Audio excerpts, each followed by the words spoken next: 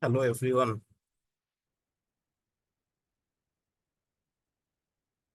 So, in today's session, our main goal is to try to understand the completeness of real numbers and related topics. Then, if time permits, we can discuss other things like countability, uncountability, cardinality of the sets, etc. Am I clearly audible? Yes, we can hear you. Should I start the recording? Oh, I have started the recording already.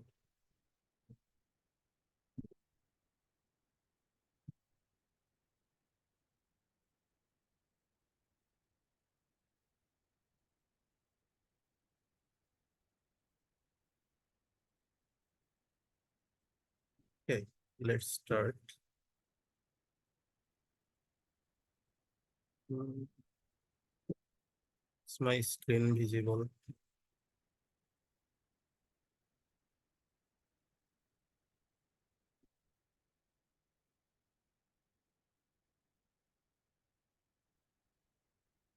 Hello, can you see my screen? Yes, we can see your screen. Thanks.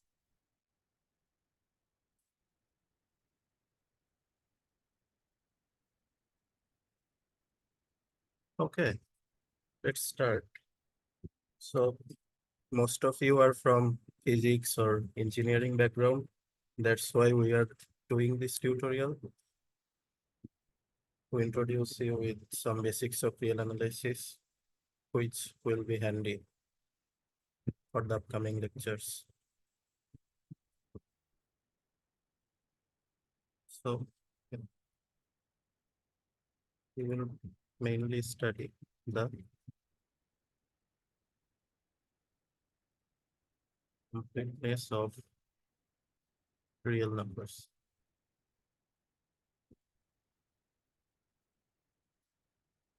Okay, so at first we had only the set of natural numbers.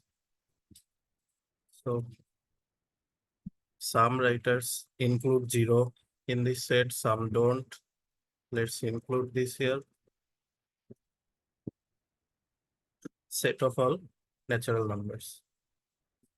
But the problem is that in the set of natural numbers, we have the notion of addition, but we don't have the notion of subtraction.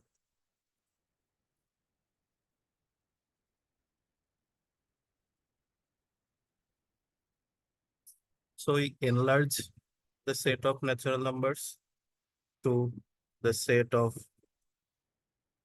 integers, where we include the negative integers as well.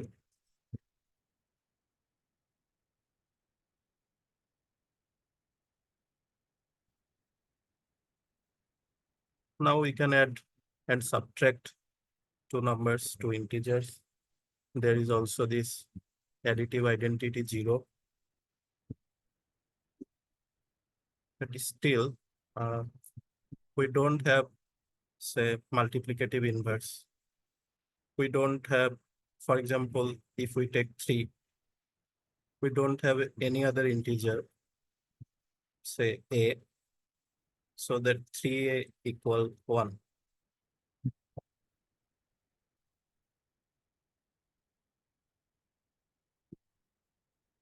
So we cannot define multiplication or division, this type of things on this set.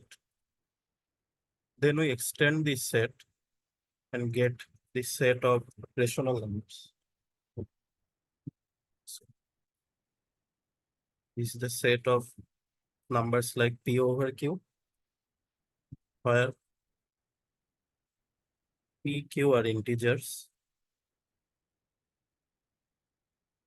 and q is not equal to 0. In this set, we have the notion of multiplication and division. So we can multiply any two rational numbers for every real number p over q. We have its additive inverse. Additive inverse means another number.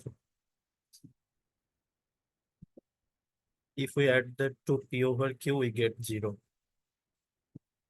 This number is called the additive inverse of P over Q. So what is this number? Minus P over Q.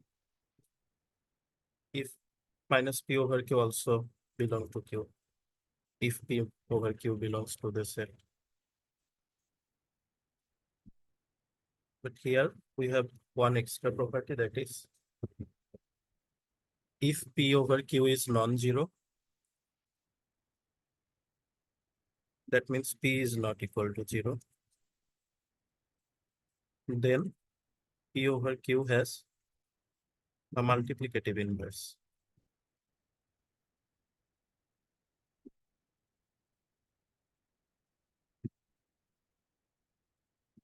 I should write.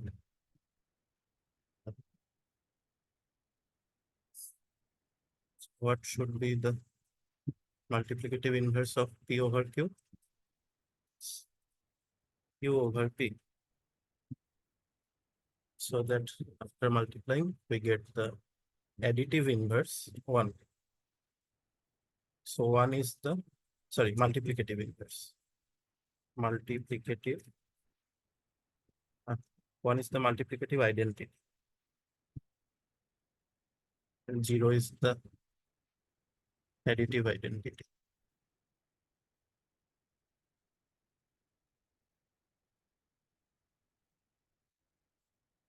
If you know a bit of abstract algebra like groups or rings or fields, here Q is actually a field. For field,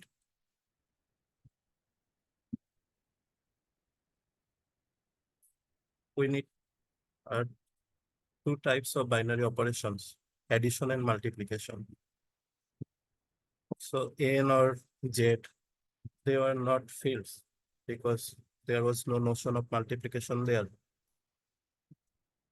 Q is a field. So we have addition and multiplication. Both the operations are commutative. They satisfy the distributive properties. We're assuming that we know these things. Though for a formal math course, we would prove every one of the properties that I just mentioned. Let's just assume that we know these properties, like two rational numbers. If we add two rational numbers, the operation is commutative. The multiplication operation is also commutative. Commutative means this. Say binary operation B, then A is equal to A, then B. Here the binary operations are addition and multiplication. So from N, we have arrived at Q, the set of rational numbers, which is a field, actually an ordered field. Ordered field means we can define our order between any two elements of the set Q. We don't need to go deeper here. What is the problem with Q? Now that is the question. Why do we need R, the set of real numbers?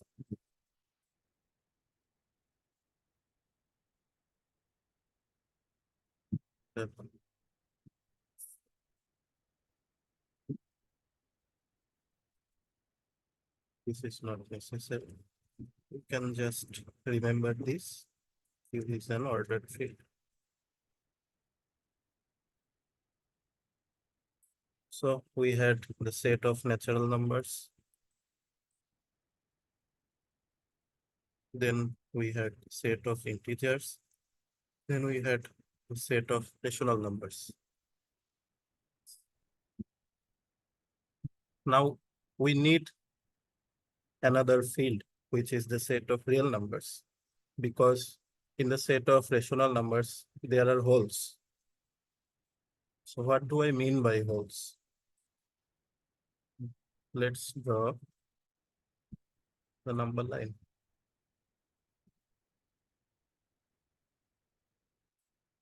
Okay. say square root of 2, square root of 3, square root of 5, and other numbers. We know that these numbers are not real numbers. Sorry, these numbers are not rational numbers. So in this, if I put this, for example,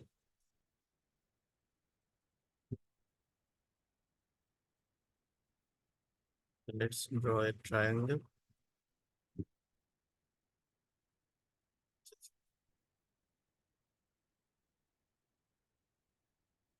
A, B, C, a right angle triangle. Okay, so we know that root 2 exists. How?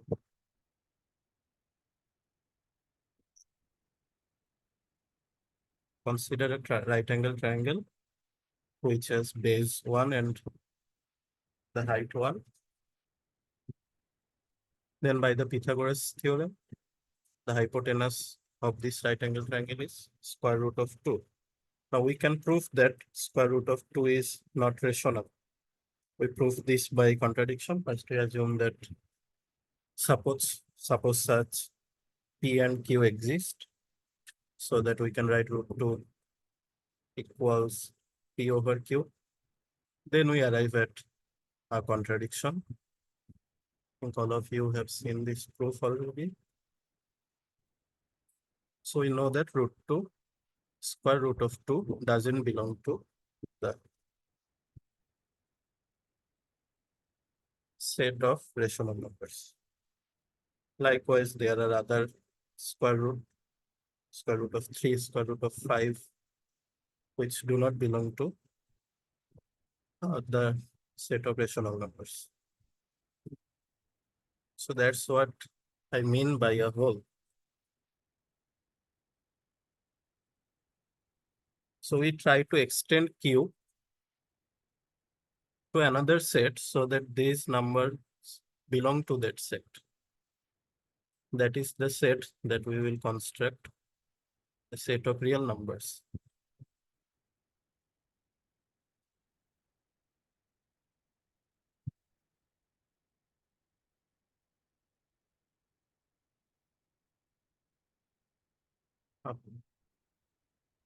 What is the value of root 2?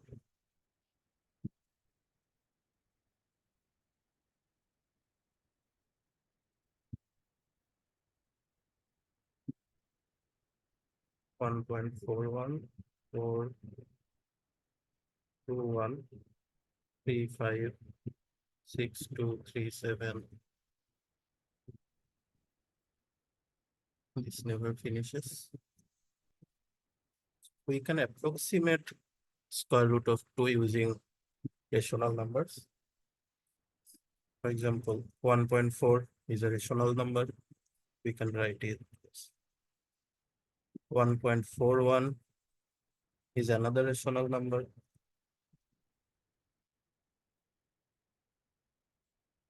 We can write this. Okay. So we can approach this number square root of 2 using this sequence of rational numbers. 1.4142. But we try to approximate this, but we can't reach square root of 2. We'll never get a rational number which is equal to square root of 2. So though all these numbers belong to a subset of rational numbers, they are approaching to a number which doesn't belong to the set of rational numbers. So that is what I mean by whole. So are we on the same page? Does everything make sense? Is anyone lost?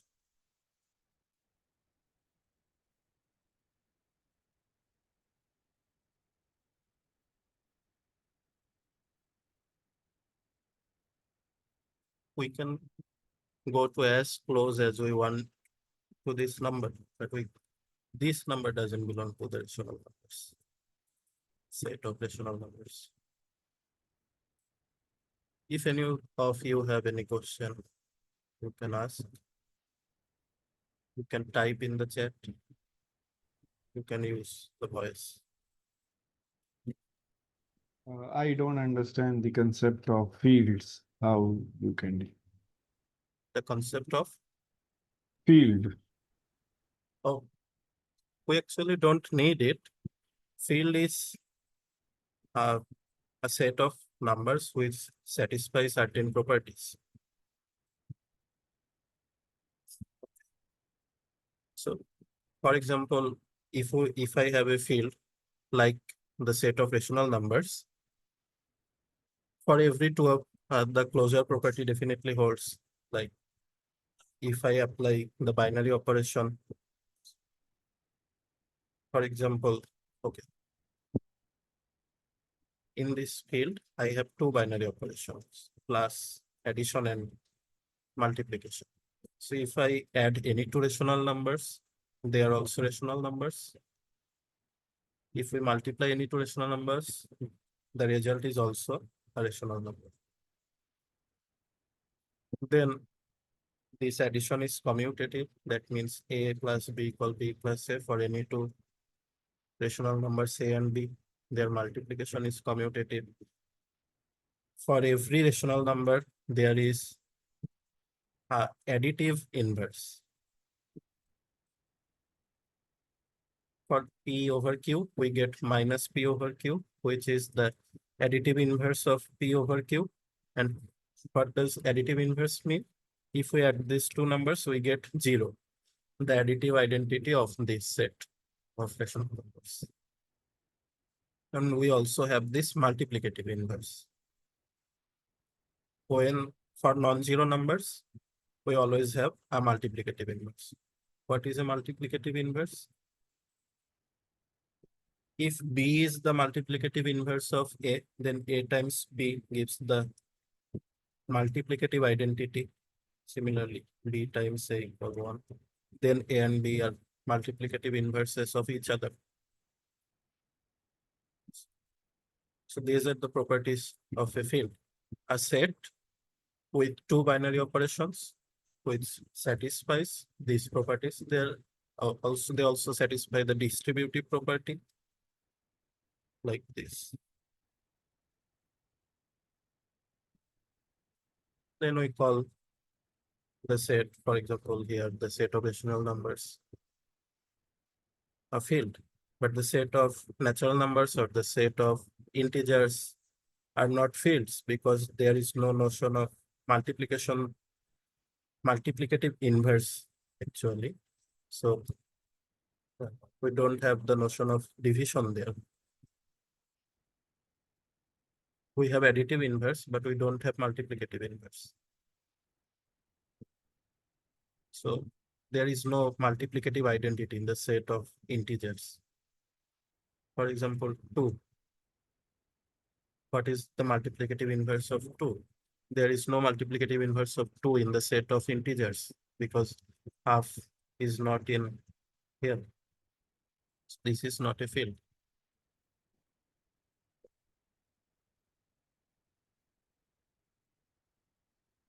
So whoever asked the question, what is a field? Did you get some idea? Is there any geometrical structure required for field? Because set have no structure.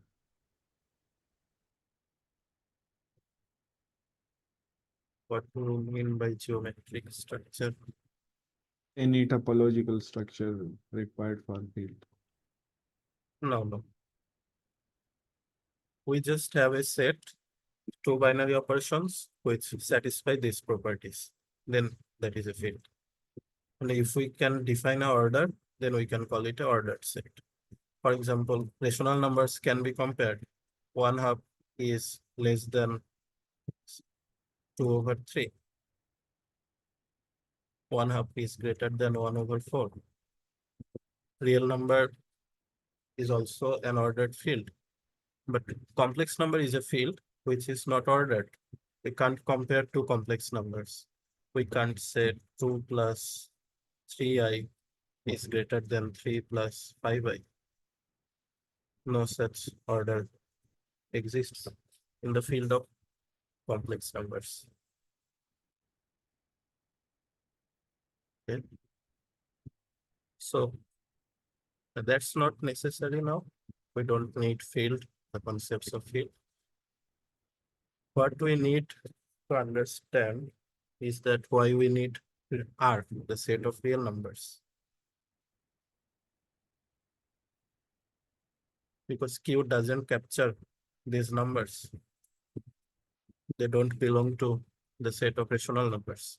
So we try to extend Q so that we get another set which contains these numbers, as well as the numbers which already belong to the set of rational numbers.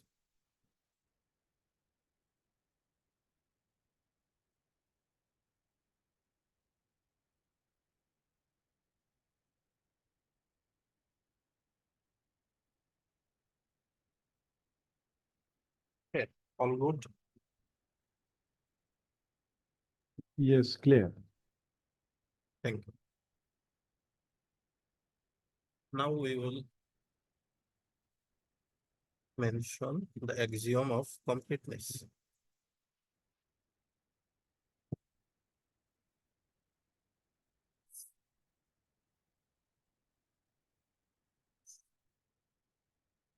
We say that R is complete.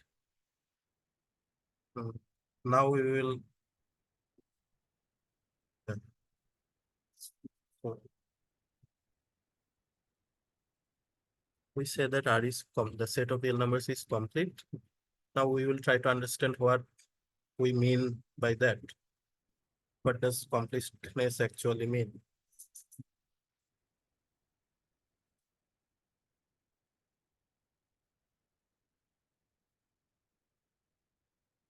So the axiom of completeness is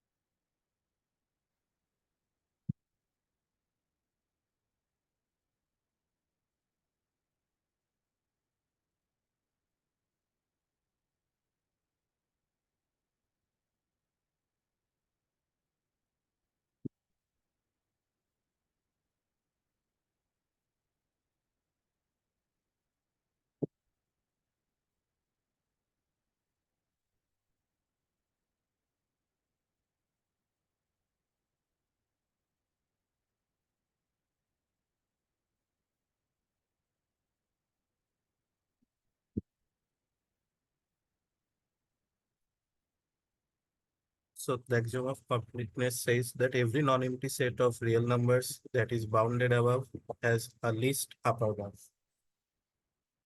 So what is upper bound? We'll first define that, then we will define what is a least upper bound. Suppose I have a set which is a subset of the real numbers. So let's find what is the set of real numbers. So this is a set of which is also a field of which Q is a subfield. By that I mean that R incorporates the same addition and multiplication properties which Q has. Yeah. Moreover, it has extra properties. For example, this axiom. This is not true for the set of rational numbers.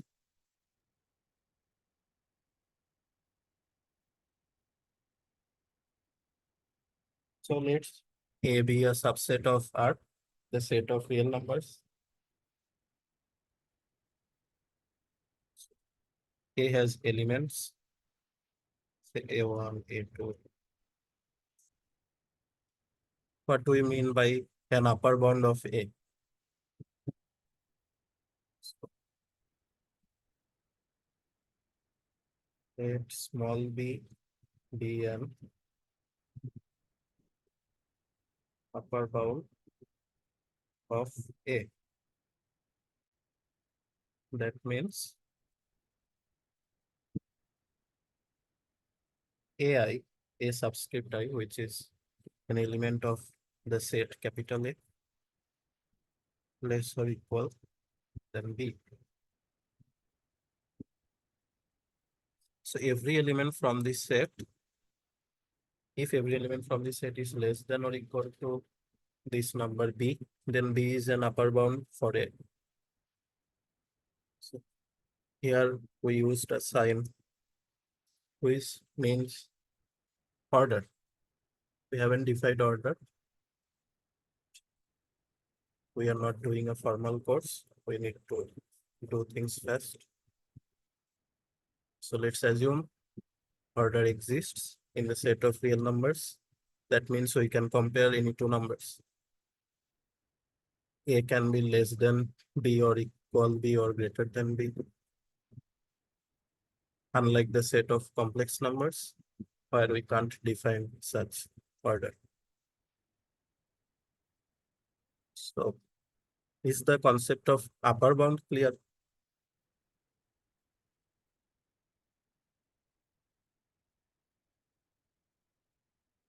It is. Yeah, thanks. Now what is a least upper bound? That is the property that the set of real numbers have, and that is the property we are interested in. For example,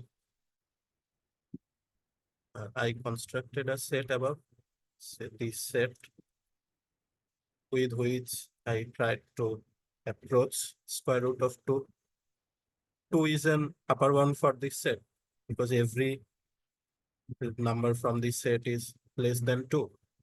So 2 is an upper bound. So is 1. So is 1.5. So is 1.45, etc. But there is no least upper bound here. We will see the least upper bound is actually square root of 2, which doesn't belong to the set of rational numbers.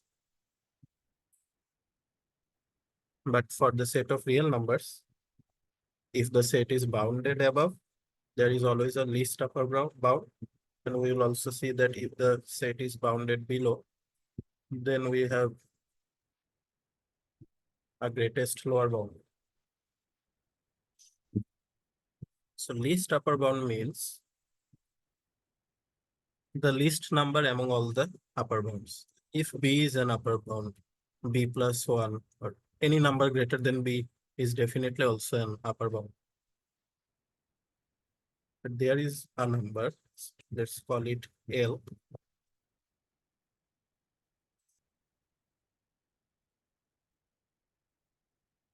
L. This is the least upper bound for this set if for any other bound, any other upper bound, B is greater or equal to A. Exactly literal meaning. The least number among the upper bounds.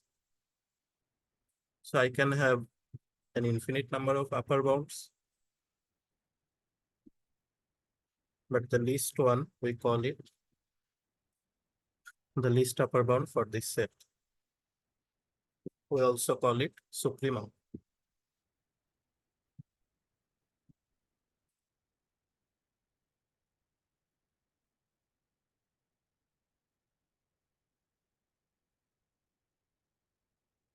Supremum of the set. We write this using sup. So for any upper bound B of A. L is also an upper bound.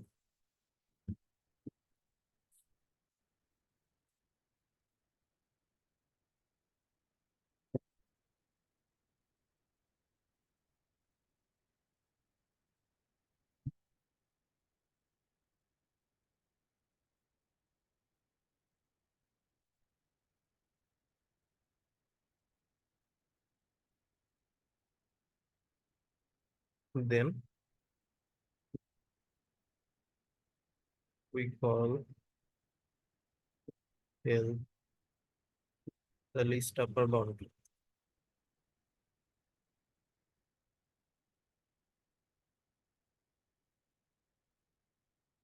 We write this like L equal supremum of A.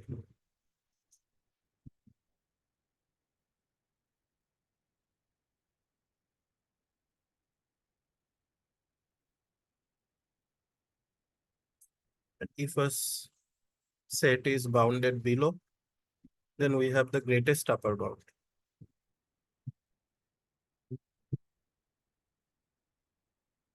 What does bounded below mean? For example, we have another set B1, B2. This set is bounded below.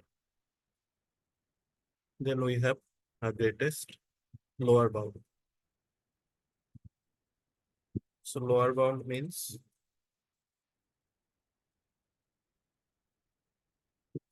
I have a real number C, so that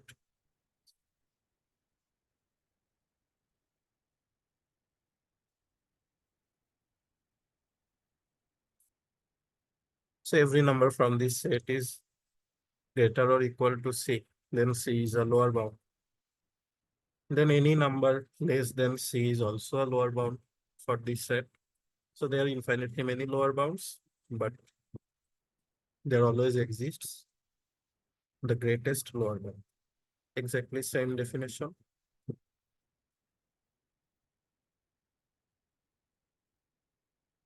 Say G is the greatest lower bound.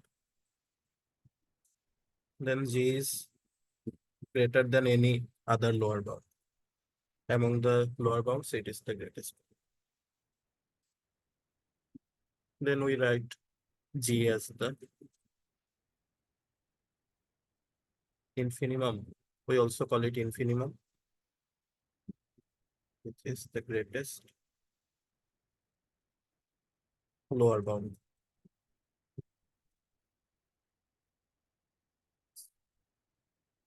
Let's do an example.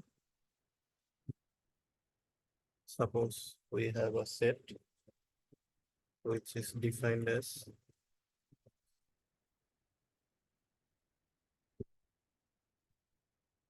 so n is not equal to 0 and any other natural number. So basically 1, 1/2, 1/3. This is the set S. Now tell me, is this set bounded below or bounded above?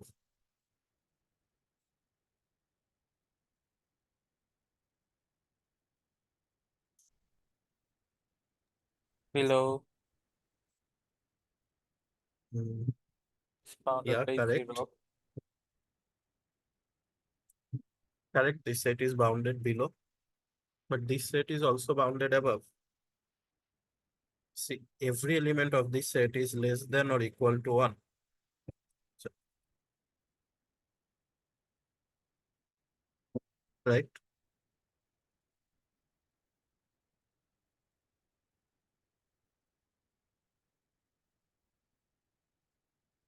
This set is both Yes. bounded below and bounded above. Bounded above by any number greater or equal to 1. 1 is an upper bound, 2 is an upper bound, 1.5 is an upper bound, anything. Root 2 is an upper bound. But clearly 1 is the least upper bound or supremum of this set. This is a special type of set where the supremum belongs to the set. Well, I should not use the word special. What I try to say is that the supremum might not belong to the set, or the infimum might not belong to the set, but it belongs to the set of real numbers. In this set, the supremum belongs to this set. Now tell me, what is the infimum of this set? This is clearly bounded below. tell me a lower bound of this set? 0. 0 is a lower bound of this set. Yeah, correct. And any number which is less than 0. And we can actually prove that 0 is the infimum. Any number greater than 0 is not a lower bound for this set. Suppose we can prove this easily. Suppose epsilon is another lower bound for this set which is greater than 0. Well, we haven't talked about the Archimedean property yet. Let's talk about that next. By the Archimedean property, we can always get a number like 1 over n between 0 and epsilon. So we have got a number from this set which is less than epsilon. So epsilon cannot be a lower bound for this set. So no lower bound greater than 0 exists. So 0 is the greatest lower bound for the infimum.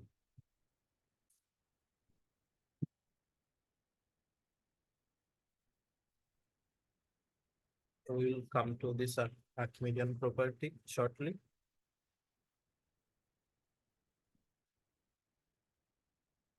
I just want to mention another thing, that is infimum is different than maximum.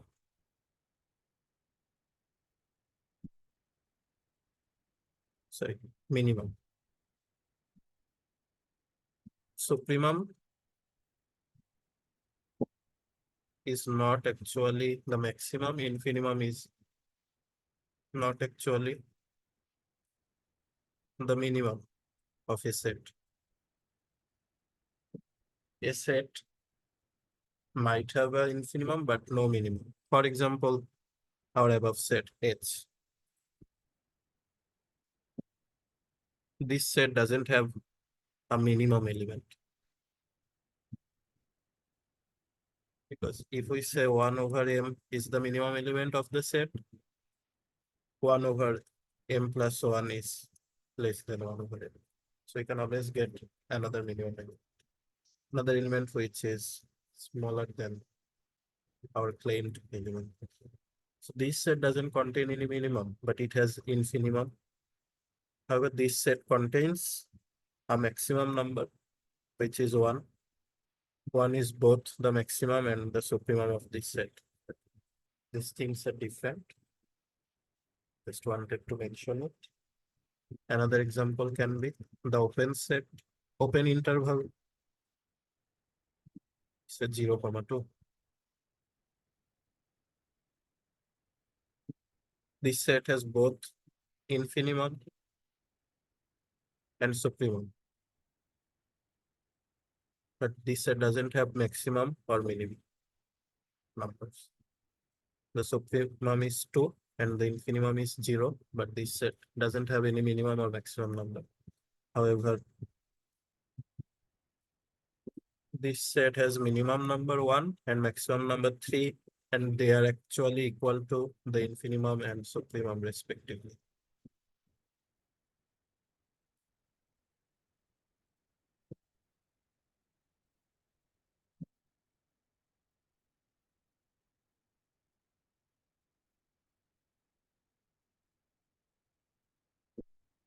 Okay. So everything clear till now?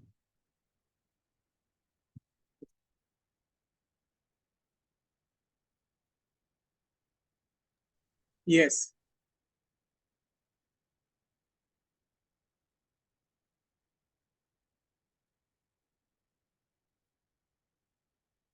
I want to mention a lemma without proof. I'm mentioning this because this lemma is necessary for proving, say I want to prove A is an supremum of a set. Then we use this lemma.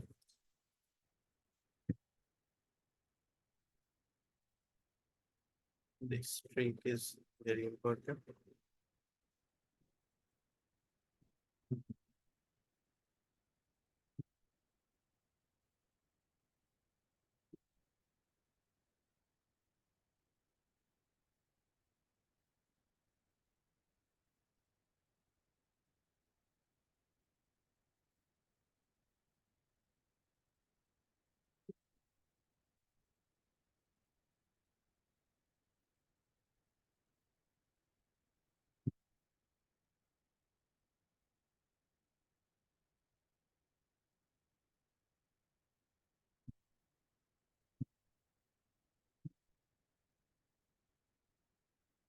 Okay, if means if and only if. Let me write it elaboratedly.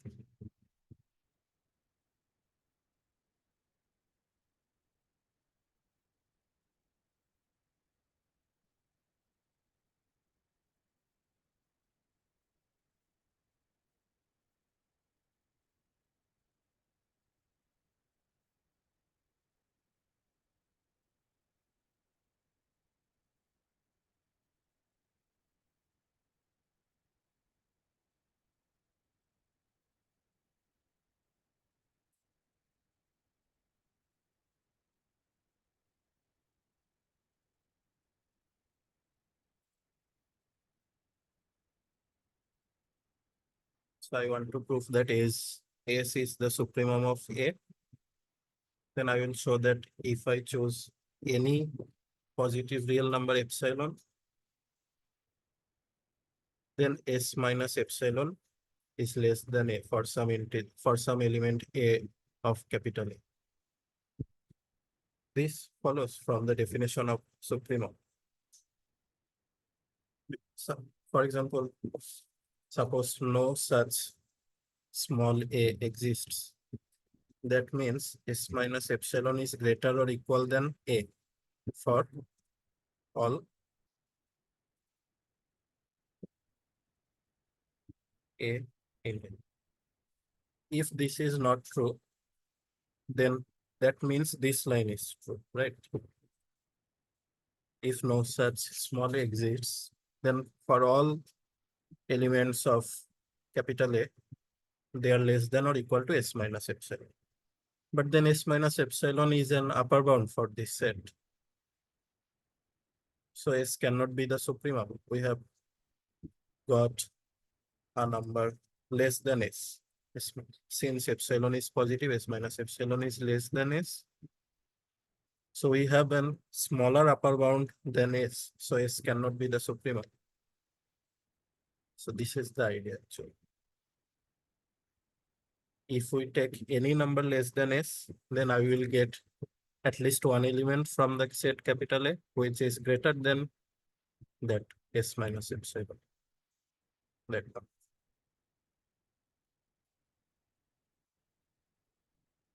This is very important, used many times.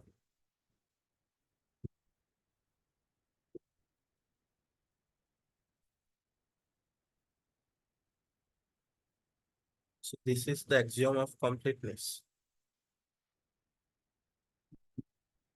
Why do we call it the axiom of completeness? Initially, we talked about the holes that the set of rational numbers have.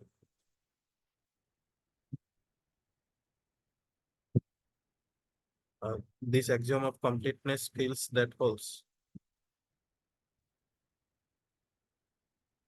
We will see more clearly after we finish our class. Now we will talk about some more topics. One is ANIP, which is the nested interval property.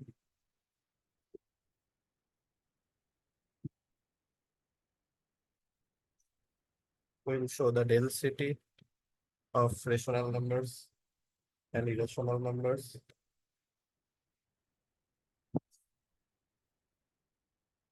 Then we will see the Bolzano-Weierstrass Theorem. We will talk about the Cauchy Criterion. And we will see that all these things are kind of equivalent. Okay, let's talk about the nested interval property first, which follows from the axiom of completeness. So what is this? Nested interval property.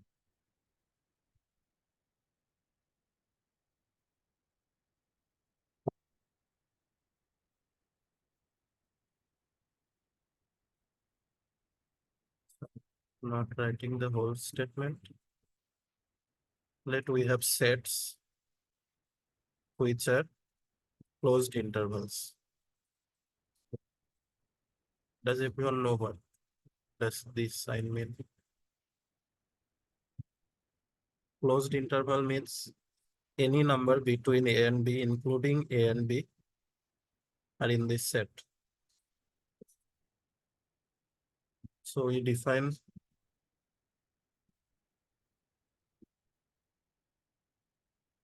say I1. What is I1? A1 comma B1, the closed interval.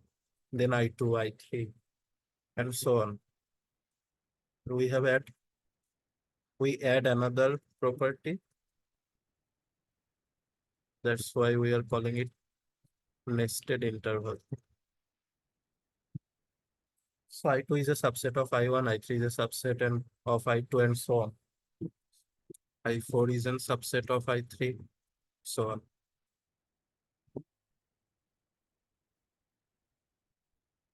So a nested sequence of closed intervals. Then the intersection is non-empty.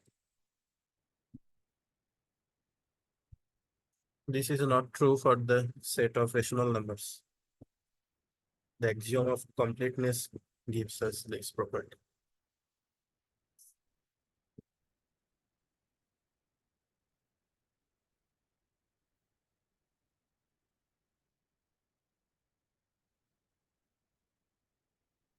So let's recap the statement. I have a sequence of nested and closed intervals. A nested sequence of closed intervals. I1, I2, I3, I4, where In is the closed interval, An, comma Bn. A and Bn are real numbers.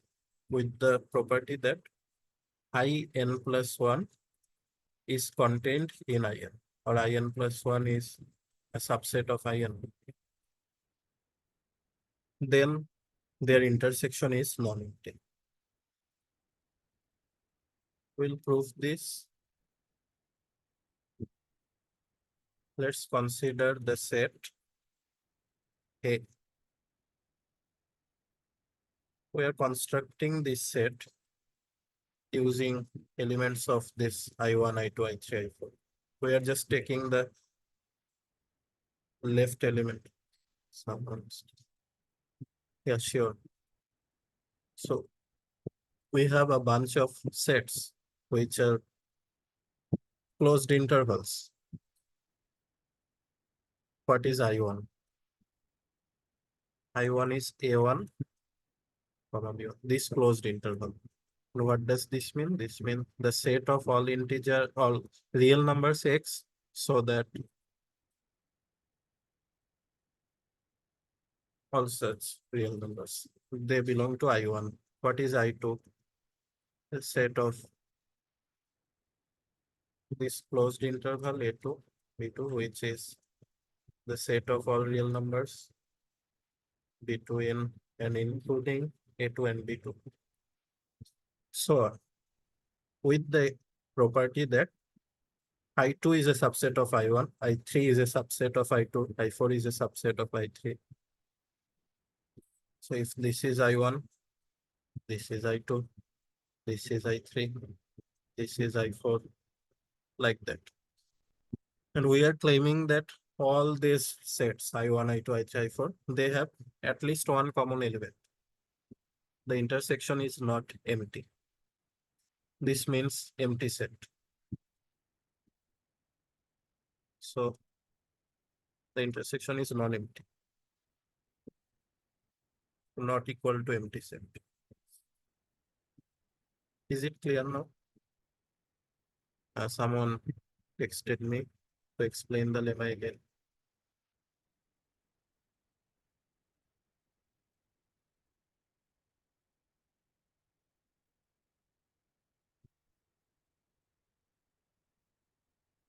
Okay, fine. So we will now prove this. We are constructing a set A, capital A, using only the leftmost element of the intervals. So A is A1, A2, A3. This is the set A. Our goal is to apply the axiom of completeness to prove this. And we have chosen this set because this set is bounded. More precisely bounded above. So how?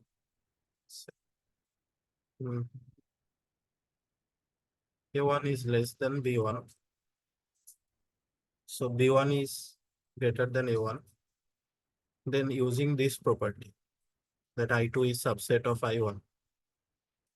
Since I2 is a subset of I1, so A2 must be less or equal A1, right? If A2 is greater than A1, then I2 cannot be a subset of I1.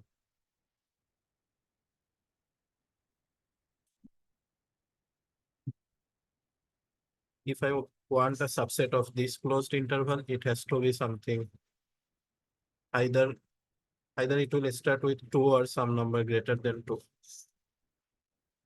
Any number less than 2, say 1.5. This cannot be a subset of 2, 3. Oops.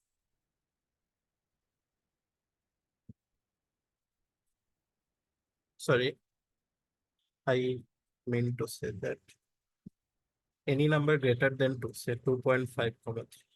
This is not a subset of this. The left element must be less than or equal to this, so that the second closed interval is a subset of the first closed interval. So A2 needs to be less than or equal to A1. Similarly, A3 needs to be less than or equal to A2, and so on. Now, since B1 is greater than A1, B1 is an upper bound for A. So this is bounded by B1, bounded above.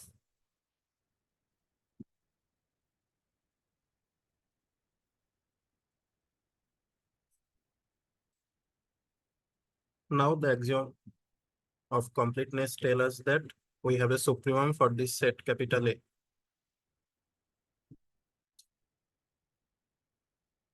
Let's go to the next page. Since A is bounded above,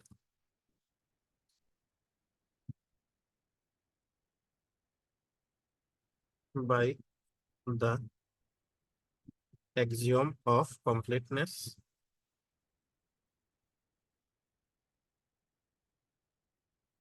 writing short, in short, sup exists.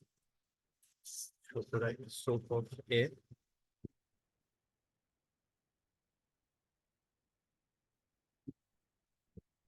let X equal. So we will show that this set, this number A belongs to all the intervals.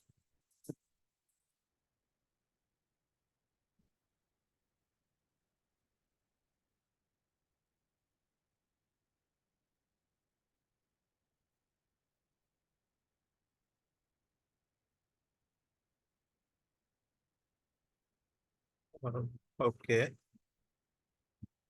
So we have shown here that B1 is an upper bound for this set. We can actually show that all Bn are upper bounds for this set. Can someone tell me how?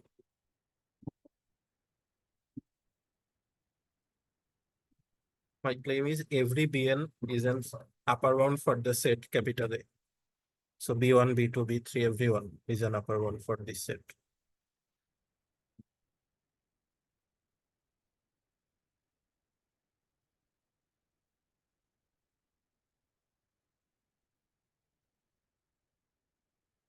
Because all A's are less than B. What is B?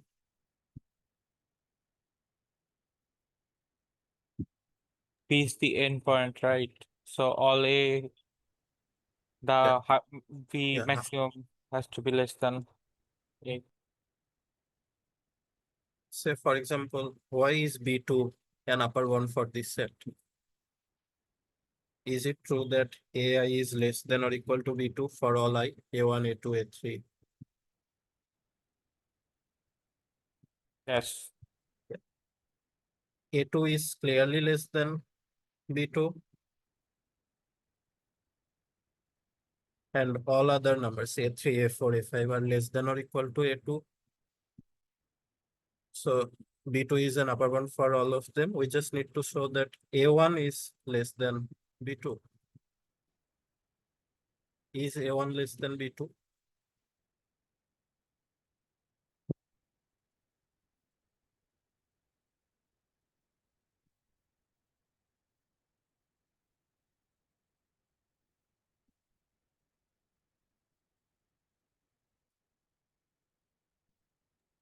This is trivial, right?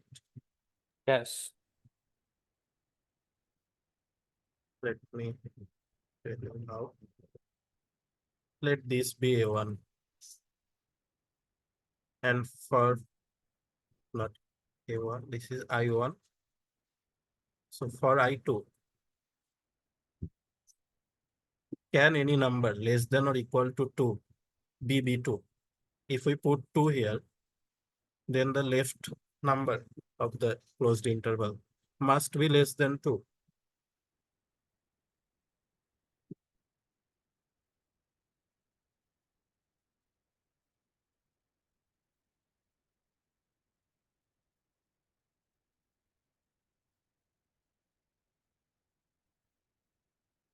For example, say 1, 2. Is 1, 2 a subset of 2, 4? No, A2 has to be bigger than 2, Here right? is, yeah, here is 2, here is 4, 1 is here. 2, 4 is this. So this one must be greater than 2. Just like this, we can say that every Bn is actually an upper bound for the set capital A.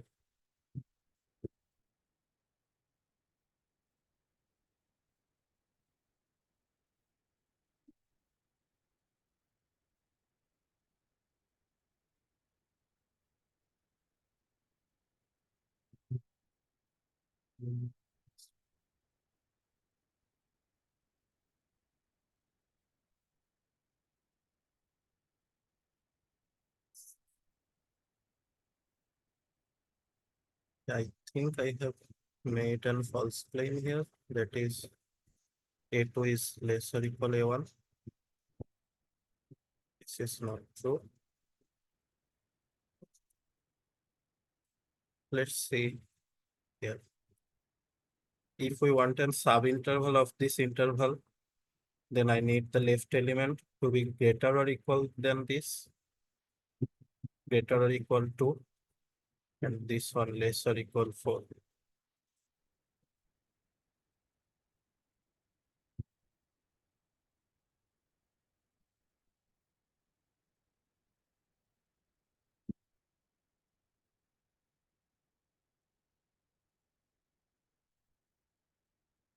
So we are trying to prove that Bn for any arbitrary n is an upper bound for this set capital A. So we want to show that Bn greater or equal A subscript I for all I. So we have just discussed this. A2 is less than B2. A3 will be less than B2 because A3 is less than B3 and B3 is less than B2. That is the correct argument. Sorry. I previously claimed that A2 is less or equal AN A1. So if we show that A1 is less than B1 or B2, then we are done. That is not correct. Actually, this is the correct statement. Since I2 is a subset of I1, I3 is a subset of I2, the left element of the closed intervals will keep increasing. But why is Bn is a subset of, is an upper bound for this set? This is the logic. For example, the case B1 is, for the case B1, let A1 is less than B1, then A2 is less than B2, B2 is less than B1, because the right number of the intervals are decreasing.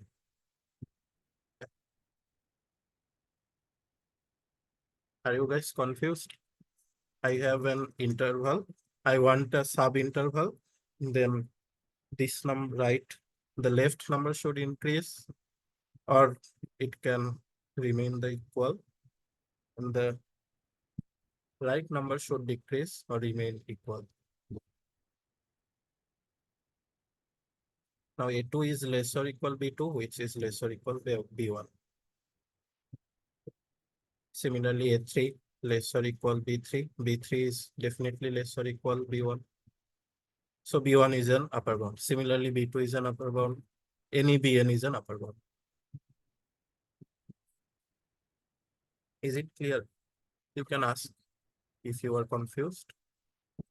Sorry for the mistake you did before.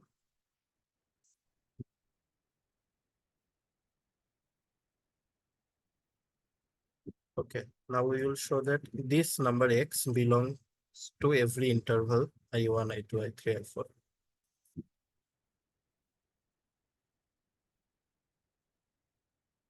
So what is x? Supremum of A. That means every element of A is less than or equal to x.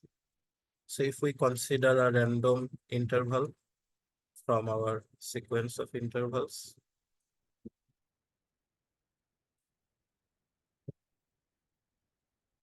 An is less or equal x.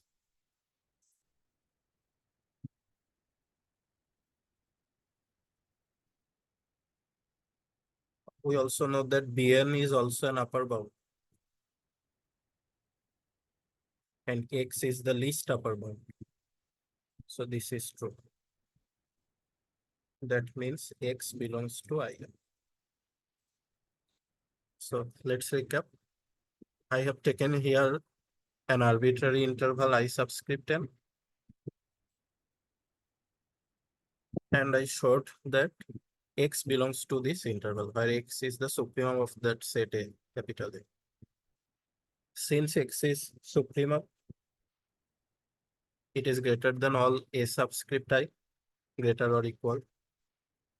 So this holds, and x is the least upper bound, and we have shown that all the B subscript n are upper bounds for this set capital A, and x is the least upper bound. So that means x is less or equal Bn for all n. Definition of least upper bound or supremum. So this holds, and this means x belongs to the interval I subscript n. Here n was arbitrary, so n can be 1, 2, 3, anything. So x belongs to In for all n, implies this intersection. X belongs to this intersection. If x belongs to all the sets, then definitely it is in the intersection.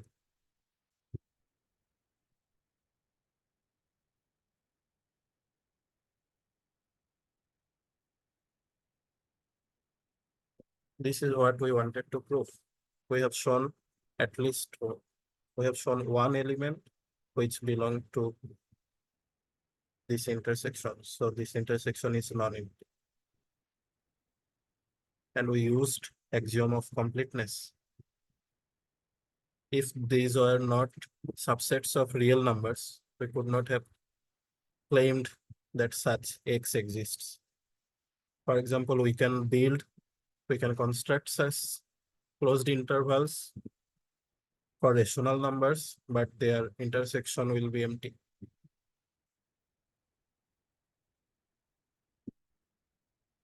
But for the real numbers, this is true. So we can say that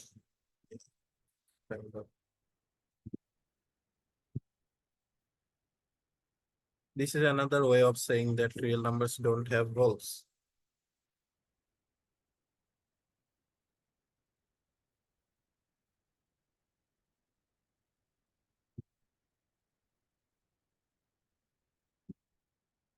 Is the proof clear to everyone?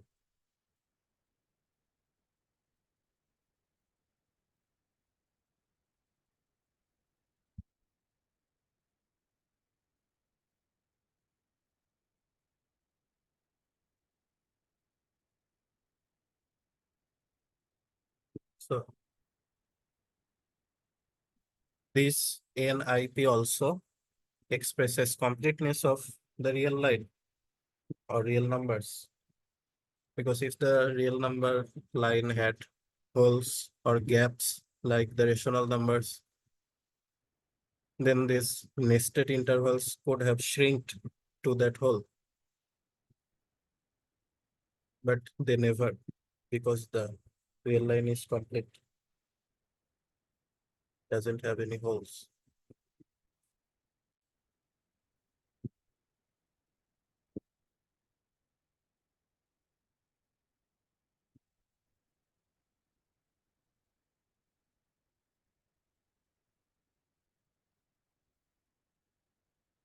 Now we will prove the density of Q.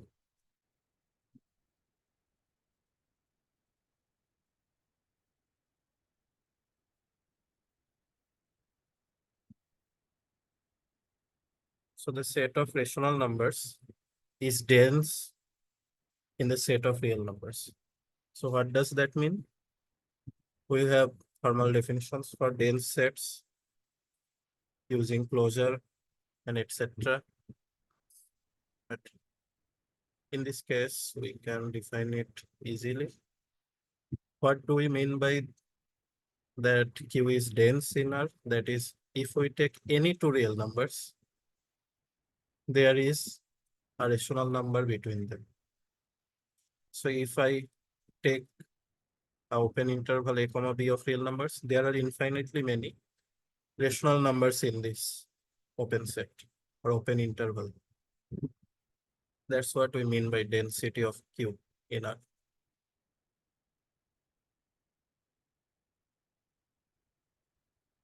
Now we will prove this. We'll also prove that the set of irrational numbers are also dense in R. That means if we take any two real numbers, there is always a rational number between irrational number between them. See. From here we can tell that there is another rational number between a and x, say x1. There is another rational number between a and x1, say that is x2, and so on. Doesn't matter how small the interval is. We will always find infinitely many rational numbers among them.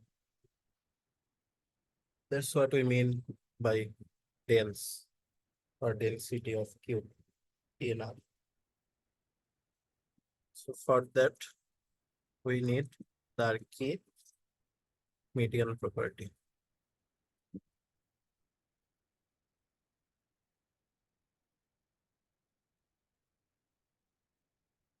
What does the Archimedean property say? Let x be any real number, then there exists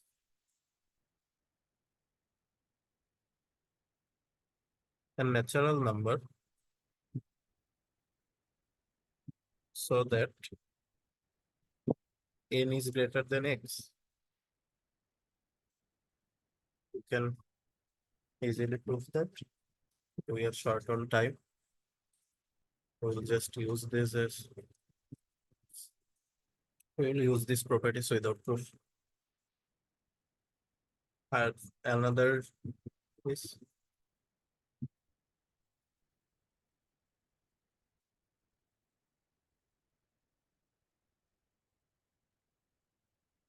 this sign means there exists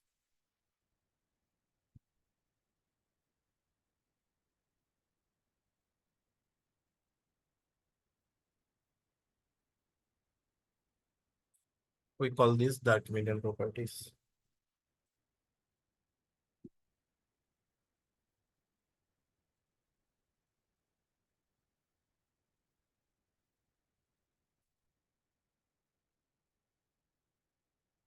We will use this to prove that Q is dense in R. So we want to prove that, suppose we have two real numbers, A and B. We want to prove that there exists a rational number X between them. Now we will construct this rational number.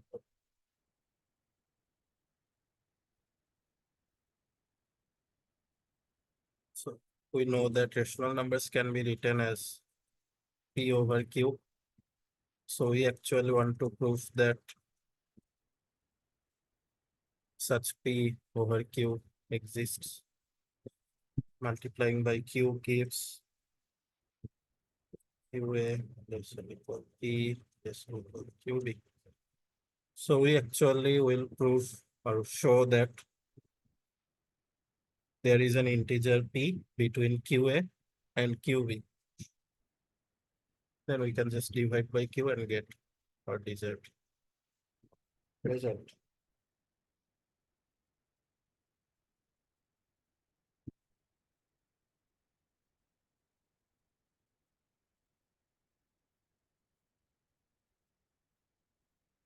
Okay. Now by the Archimedean property, since A is less than B, B minus A is greater than 0.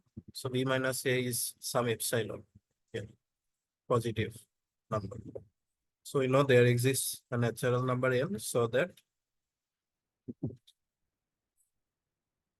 B minus 1 over n is less than B minus A. Don't need to like this. And that means NB minus NA is greater than 0. Or NB is greater than NA. Now we construct an integer m. Like as I said, we construct an integer m between NA and N.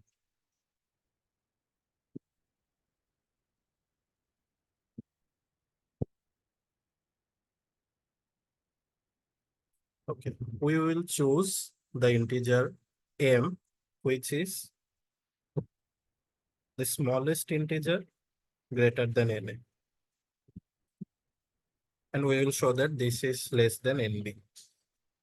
Now, how do you know that such m exists?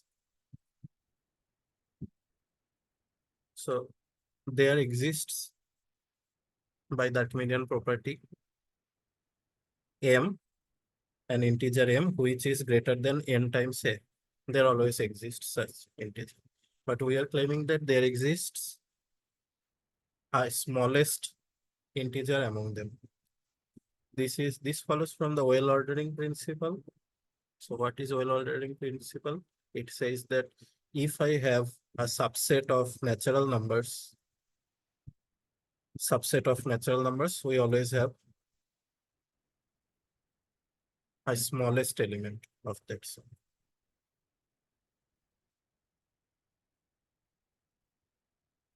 So there are infinitely many integers, positive integers, which are greater than n times a, greater or equal.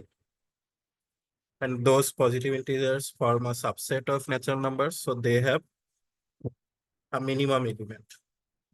We are calling that m. So m is the least integer, which is greater than n. That means m minus 1 is less than or equal n times a, because m is the least integer, which is greater than n times a. Okay. Now we will just show that m is less than nb. Now na is greater or equal m minus 1. This implies m is less or equal na plus 1.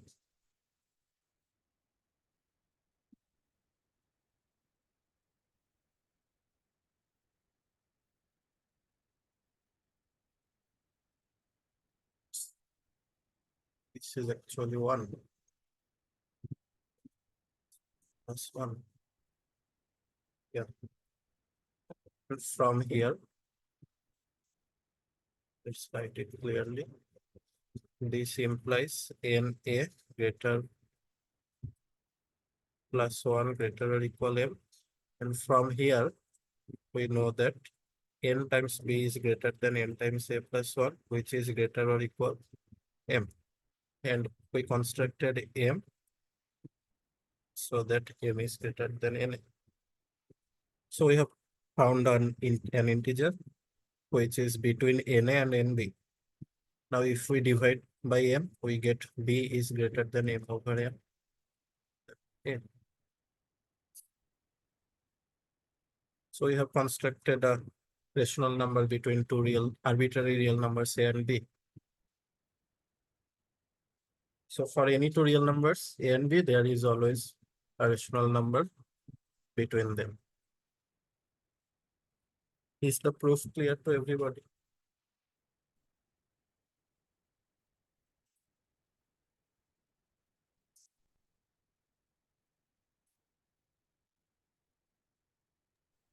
Yes.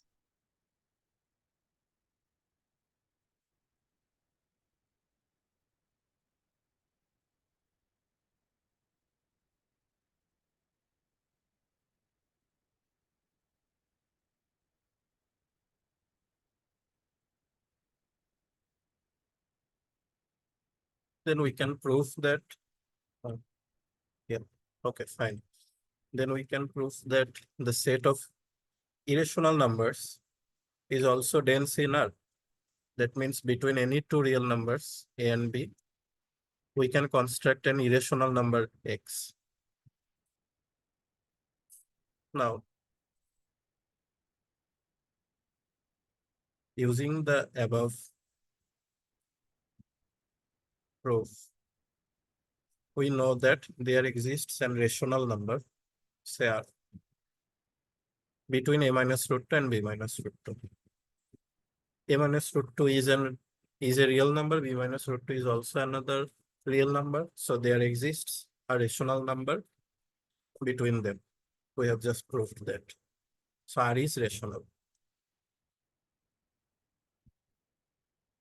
Now, what does this mean? This means A is less than R plus square root of 2. It's less than B. We just added a square root 2 in the above inequality. Now, R plus root 2 is our desired X. We just have to prove that R plus square root of 2 is irrational. This is true because if R plus square root of 2 is rational, that means belongs to set of rational numbers Q. R is rational. So R plus root 2 is, say, P over Q. And since R is rational, we can write R equal A over B. So we have already used AB. Say R is M over N. M over N plus square root of 2 is P over Q. That means square root of 2 is P over Q minus M over N. The subtraction of two rational numbers, which is rational. So we have just proved that root 2 is a rational number, which is a contradiction. So R plus root 2 is not rational. That means it is irrational. So we can just put R plus root 2 as X, and we have constructed a irrational number between A and B. So the set of irrational numbers is also dense in R. Let's take a 2-minute break. Try to comprehend what we have done so far.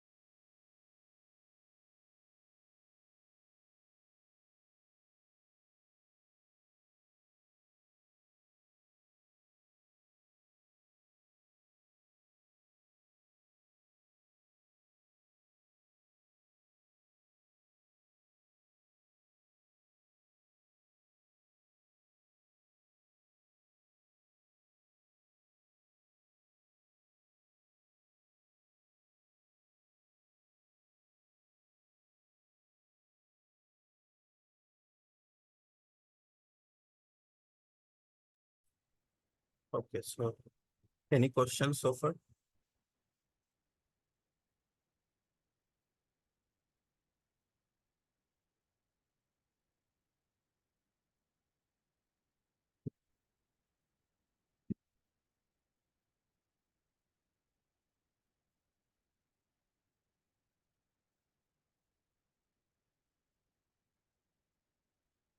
We define dense sets in topology. The idea is basically that if you learn about limiting points and this type of things, say this is R, Q is just dense in R. That means I can approach any real number using rational numbers. This is Q.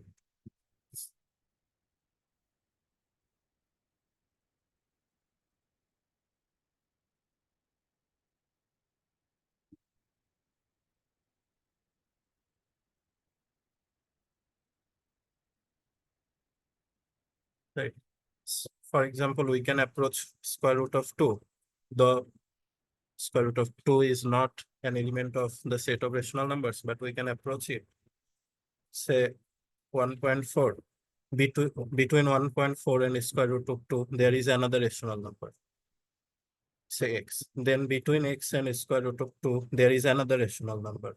Between that rational number and square root of 2, there is another rational number. So we can approach square root of 2 using the elements of Q. That's what we mean by dense. We can also approach a square root of 2 using irrational numbers.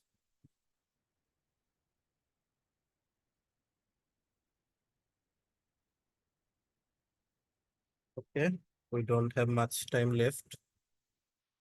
I want to introduce the concept of convergence of sequence.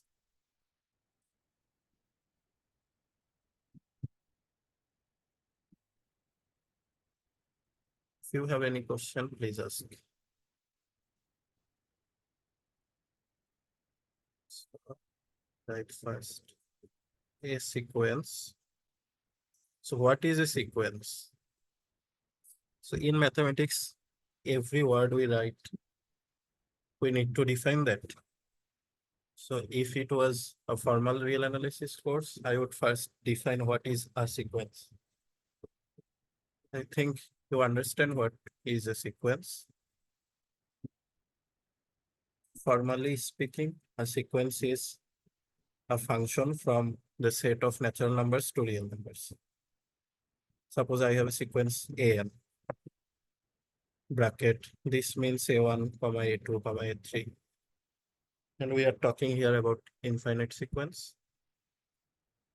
Then f of 1, the value of f of 1 would give me a sub 1, f of 2 will give me a sub 2, like that. So we can think of a sequence as a function from the set of natural numbers to the set of real numbers. So a sequence converges to a real number,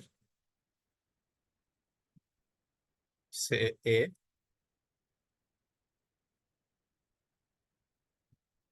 if, so definition of convergence. This sign means for all. I will use this from now on. So I'm just introducing for all. Epsilon greater than 0. So for all positive number epsilon, I have already introduced this sign. This means there exists an capital N, which is a natural number. S dot T means such that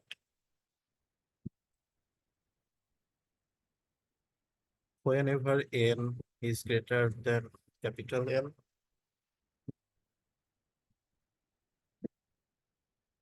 it follows that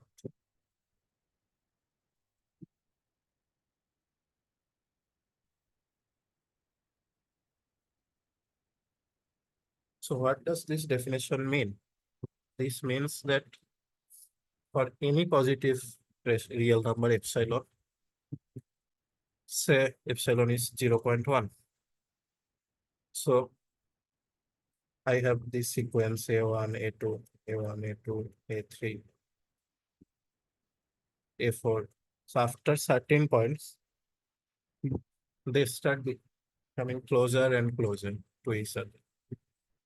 This is the threshold, which will vary for different values of epsilon. For example, for epsilon equal 0.1, this n can be 50.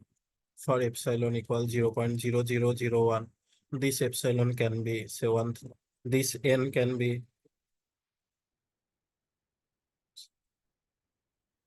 just giving an example. So n will vary for different values of epsilon, but we will always have this threshold, capital N. After that point,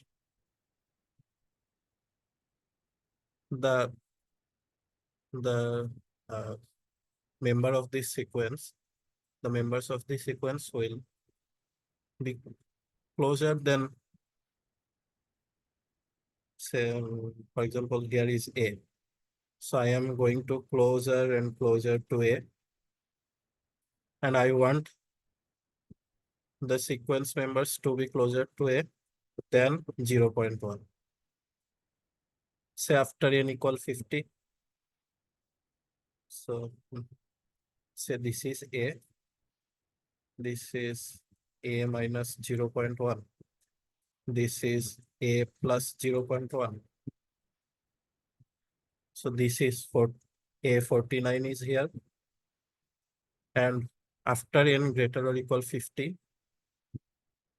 from A50 to all the numbers after that are in this interval. A minus 0.1, A plus 0.1. So only finitely many will be outside this interval, is up to n. And after that, infinitely many will be in this interval. This is true for every epsilon. So we can make the interval as close as we want. A is somewhere between this interval. So actually the interval is A plus epsilon, A minus epsilon. So A is in this interval, and we keep making it smaller and smaller. And we still get infinitely many integers. No matter how smaller I make the interval, we'll always get infinitely many members from the sequence in this interval. Then we can say that this sequence approaches A, or A is the limit of this sequence.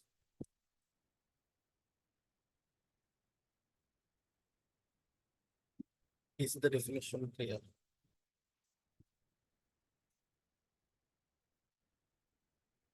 I will take any interval which contains A. I will get infinitely many numbers in this interval, infinitely many numbers from the sequence. Only finitely many will be outside this interval. I can take any epsilon which is positive, so I can make the interval as small as I want.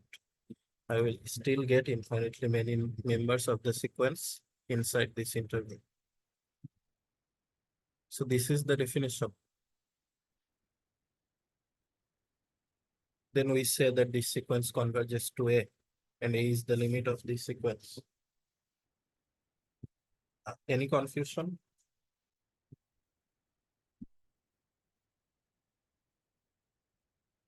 Example.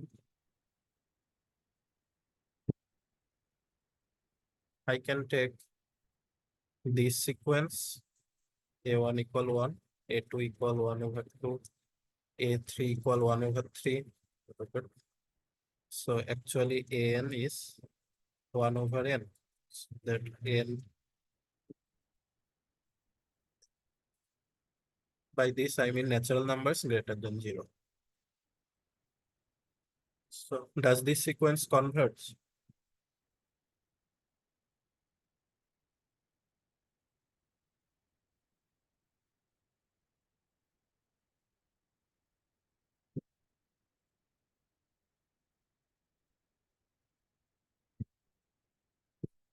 Are you guys with me?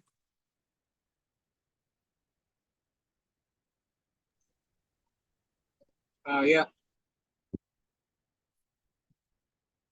So intuitively, we understand that this sequence approaches zero, though zero, yeah, zero does not belong to the sequence, but this sequence approaches zero. Because as large as n gets, 1 over n becomes smaller and smaller. So we actually want to show that for any interval,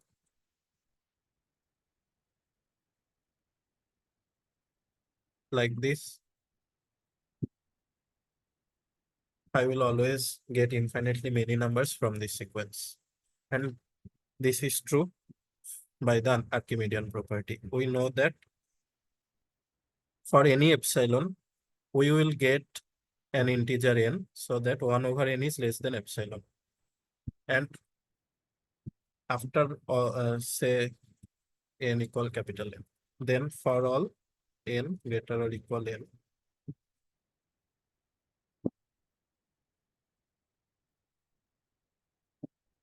for all m greater or equal n, 1 over m is less than 1 over m when m is greater than n. This is the threshold here. By Archimedean property, we know one such n exists, so that 1 over n is less than epsilon.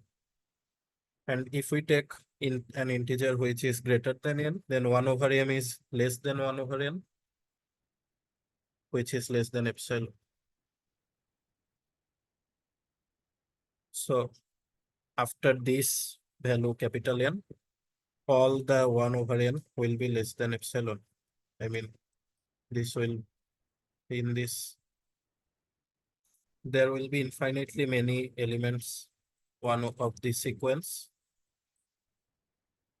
in this interval.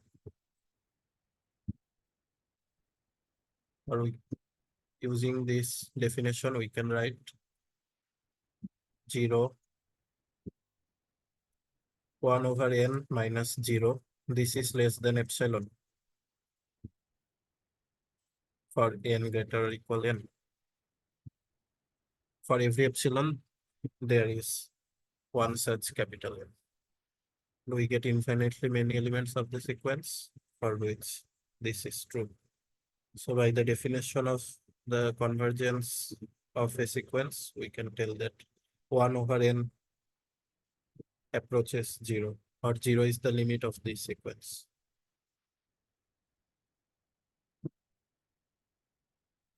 So we formally prove like this.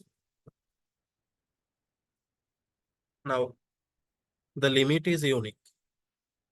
This is very important. If you learn topology, then you will see that to talk about these things like limit points, we need topology. So here we also have topology that we didn't mention, the standard topology on the real line. So these are the little tiny parts of mathematics. For example, I have written an minus a. What is this? We need to define this. Here, this is just the Euclidean distance. Whatever, we should not divert. But everything in mathematics is precisely defined. That is the beauty of mathematics. So I mentioned topology because I want to say one thing, that is limit is unique here, but limit is not unique everywhere. R with the standard topology is a Hausdorff space. You may hear this later. This is just an extra thing. If you don't understand this, no worries. For Hausdorff space, limit is unique. If the topological space is not Hausdorff, then the limit is not unique. So we don't need this here. I've just mentioned this. In our case, in real numbers with usual topology, standard topology, limit is unique here.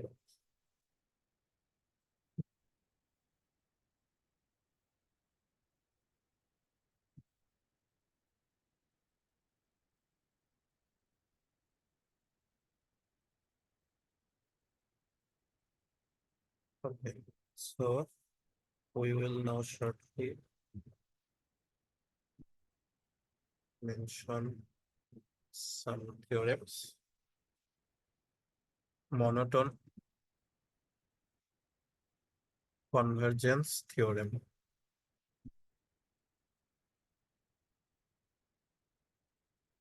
MCT.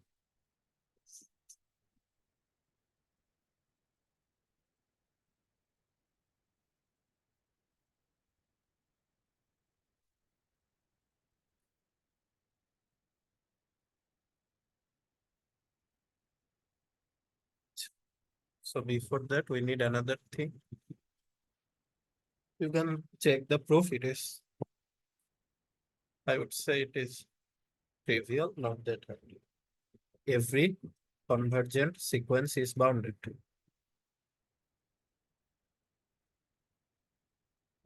This is pretty intuitive. Is bounded.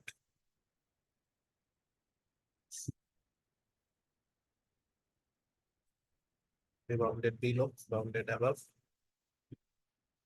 or both, but at least one, either bounded or not. We will need this for the monotonic convergence theorem. So do you understand what is a monotonic sequence? Is either decreasing or increasing. A3 or a decreasing sequence.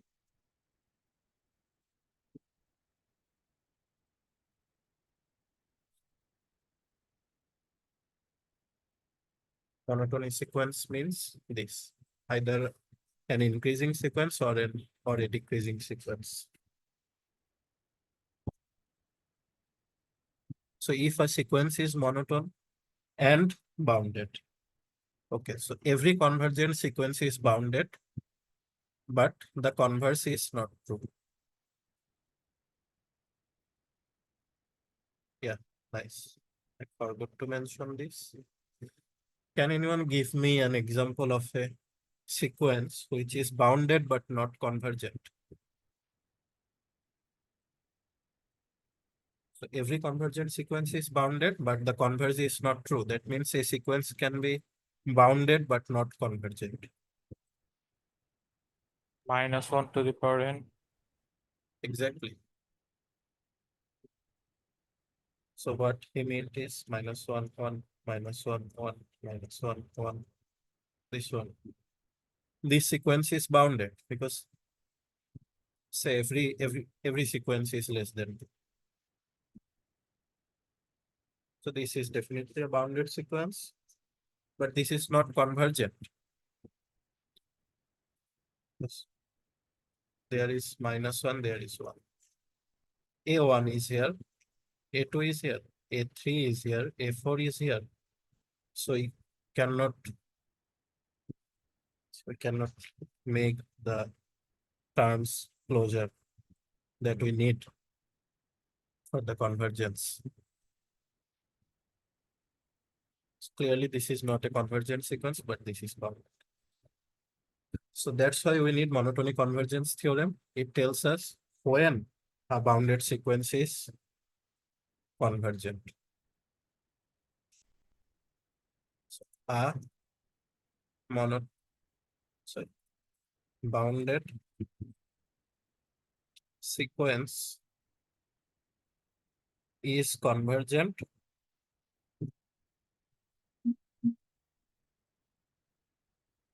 if it is monotone. That's why we are calling it monotone convergence theorem. For example, the sequence here. This is a bounded sequence, but this is not a monotonic sequence. It is neither decreasing nor increasing.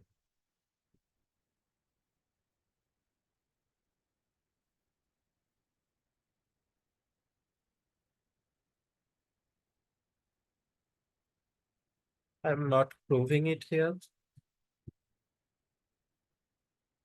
because we are short of time.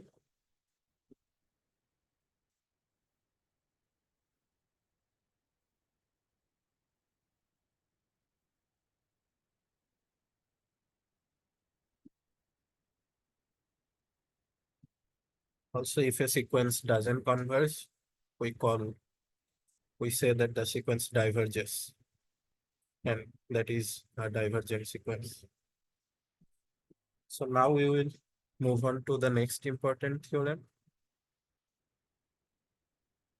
Bolzano-Weierstrass theorem.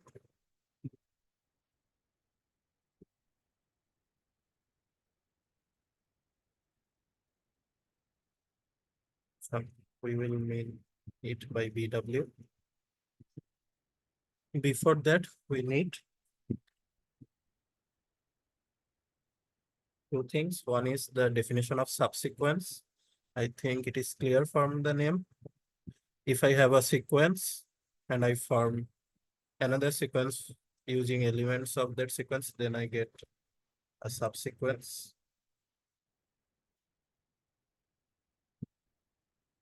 Write that more formally. Suppose I have n sequence. A subsequence is something like this.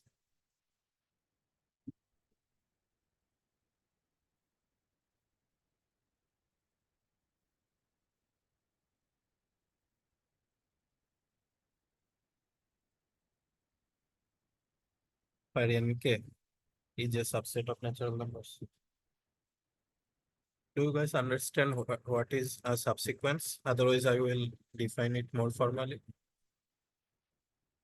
It's just if I have this sequence, I will just take some elements from here and form a sequence.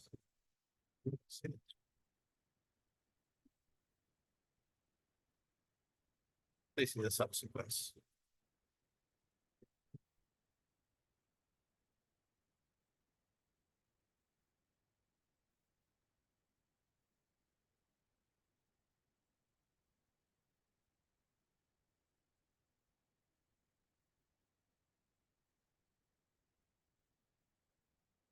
Only one thing you have to be careful, that is you cannot change the order of the original sequence.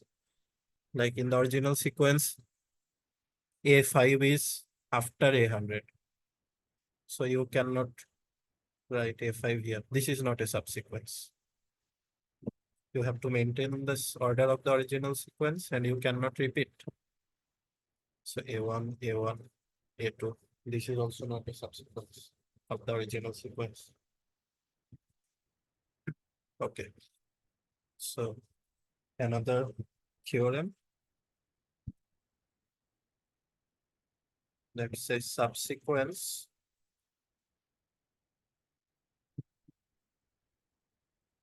of a convergent sequence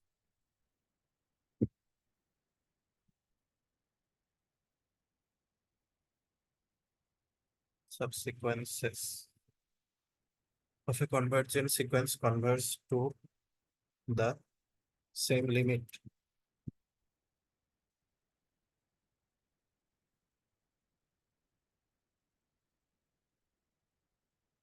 That means if the main sequence converges to A, all the subsequence will also converges or will also converge to A.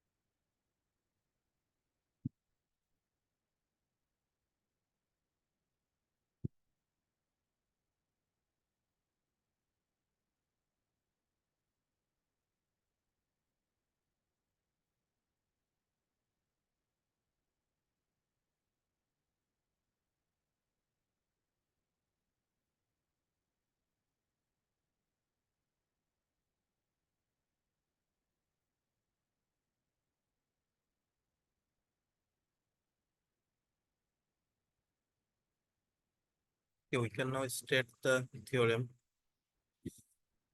This says that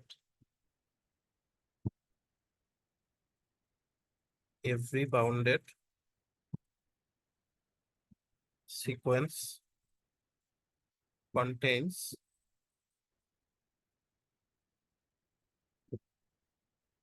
a convergent subsequence.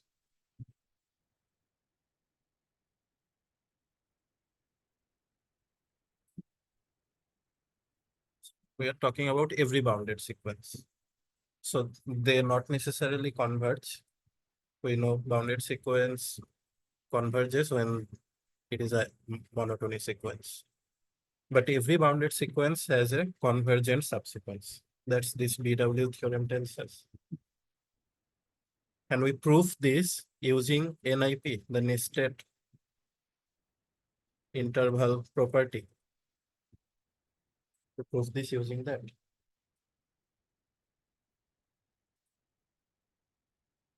And using this theorem, we prove the Cauchy Criterion that we are going to introduce now.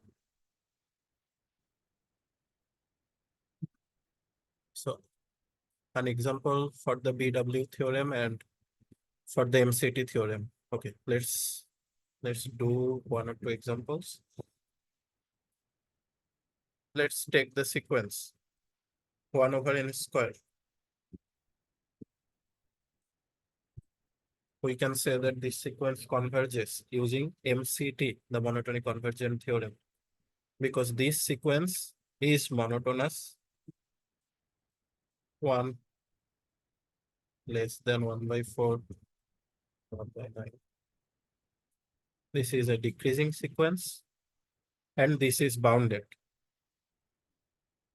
Every number is greater than 0. So this is decreasing and bounded below. So this sequence converges. And we can use the BW theorem in this sequence. -1, 1, -1, 1. This sequence doesn't converge.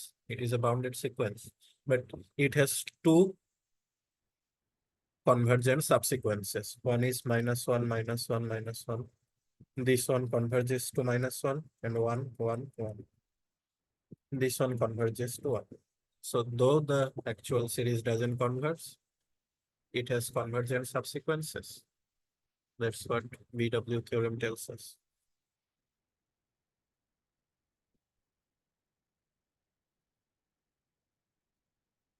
Okay, so we will take, say, 10 more minutes to just define the Cauchy criterion. First of all, what is Cauchy sequence? So we have already defined convergent sequence where we needed a limit point. So what we previously did is we said if this is true for every epsilon in the definition of convergent sequence, we need A, which is the candidate for the limit point. But in the definition of Cauchy sequence, we do not need such A.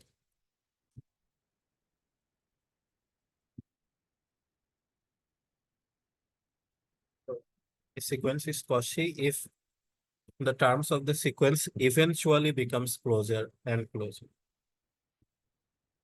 So if we write formally, I'm writing very shortly, AN is Cauchy. The sequence AN is Cauchy if for all epsilon greater than 0, there exists N, capital N, a natural number capital N, so that for all n greater or equal to this capital N, for all m and n,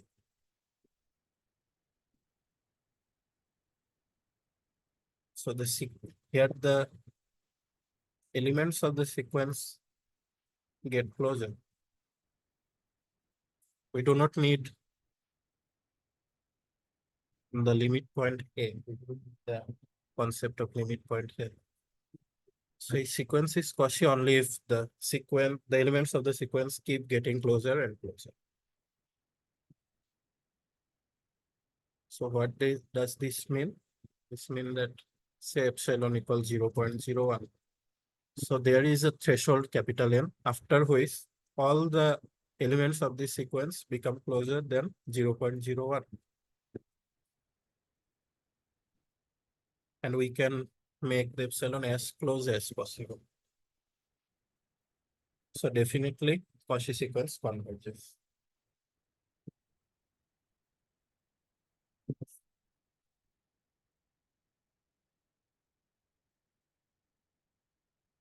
Uh, we can say that using the BW theorem, but before that, we can mention the converse. That is, every convergent sequence is Cauchy.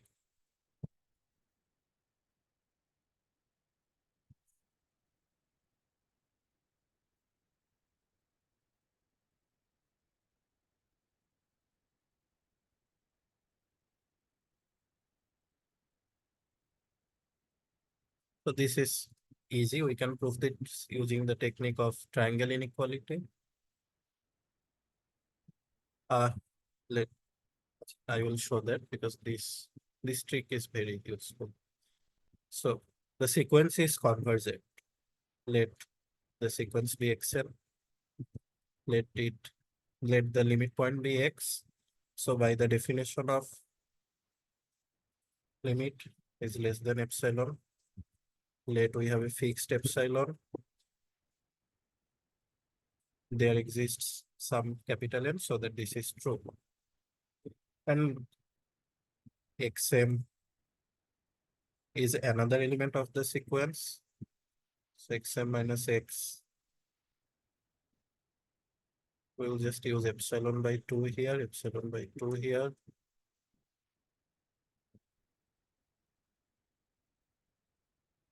To prove that this is Cauchy, we need to prove that xm minus xn is less than epsilon. So if we take the largest one between n and m, then m comma n is greater than the max of n and m.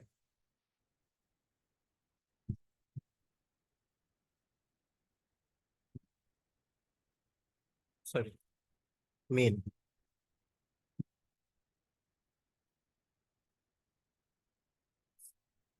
Suppose n is greater or equal to 10, m is greater or equal to 50.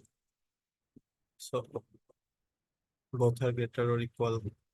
Oops. It's max.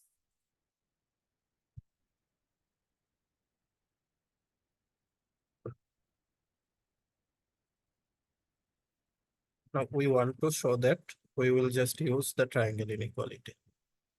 So xm minus xn equal xm minus x plus x minus xn, which is less than or equal xm minus x plus xn minus x, which is less than. This one is less than epsilon by 2. This one is also less than epsilon by 2. Gives us. So what is the triangle inequality?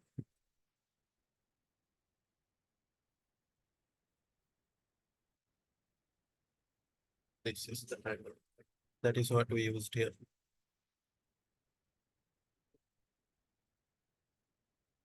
So we have fixed epsilon. We know there exists some n after which xn minus x, the absolute value is less than epsilon by 2. Similarly, there exists capital M after which xm minus x is less than epsilon by 2. Then I have shown that xn minus xm, the absolute value is less than epsilon, or mn greater than a threshold, which is the maximum between m and n.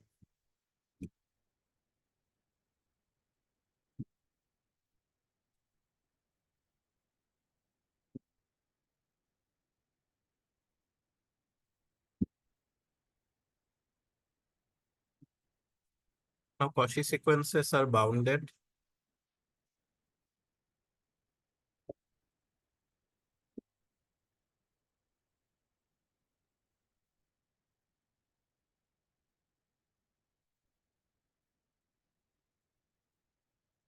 bounded.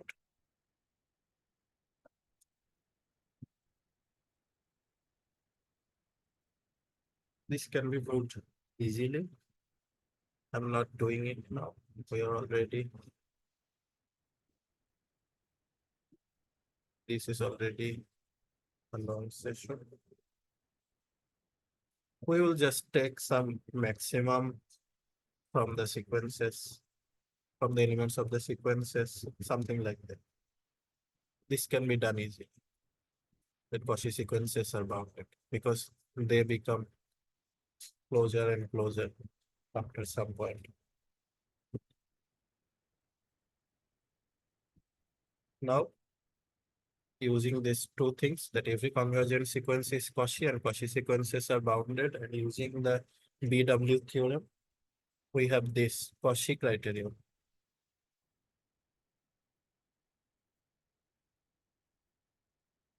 We call it CC. So Cauchy, or I can write convergent first. If and only if Cauchy.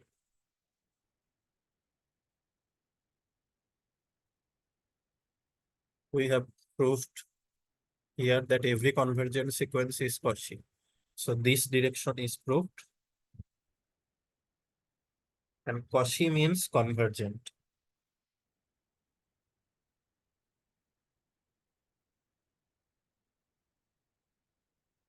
So since Cauchy sequences are bounded using BW theorem, we can construct subsequence which is convergent. Then using the Cauchy property, we can eventually show that the main sequence converges. This same type of proof method.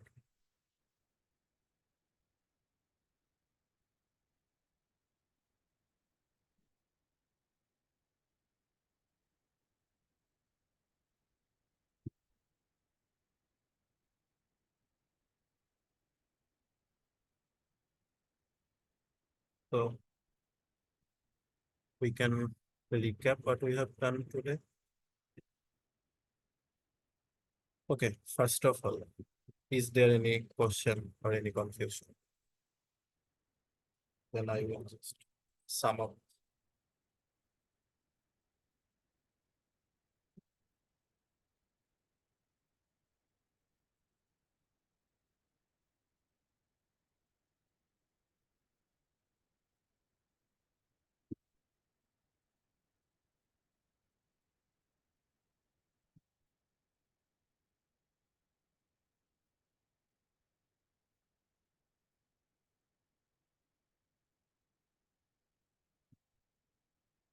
So see, everything that we have done, these are true for real numbers because real number is complete. We can construct a Cauchy sequence which converges to root 2. So in rational numbers Q, we can have a Cauchy sequence which is not convergent because rational numbers have holes or gaps. But in real number, every Cauchy sequence is convergent.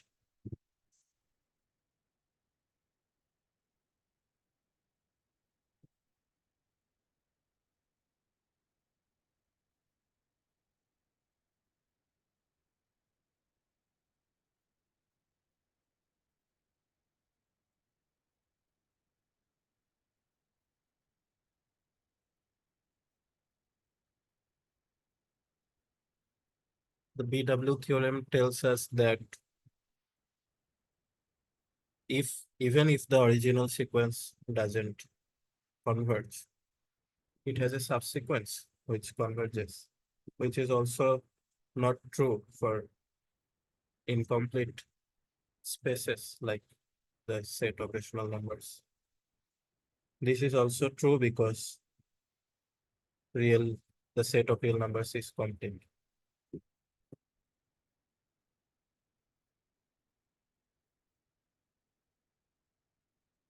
We can have a bounded sequence which has a subsequence which converges to root 2 in rational numbers. So BW theorem is not true for the set of rational numbers. It tells us that the bounded sequences cannot avoid having a limit point. It has a subsequence which accumulates near a fixed real number. So our axiom of completeness, using the axiom of completeness, we proved the nested interval property, which is not true for rational numbers. Then using the nested interval property, we can prove the MCT. Sorry, we can prove the BW theorem.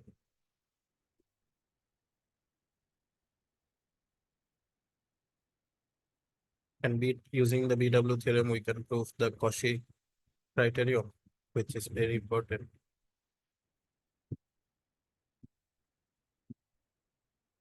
So, do you have any questions? Do you understand that none of these would be true if real number was not complete?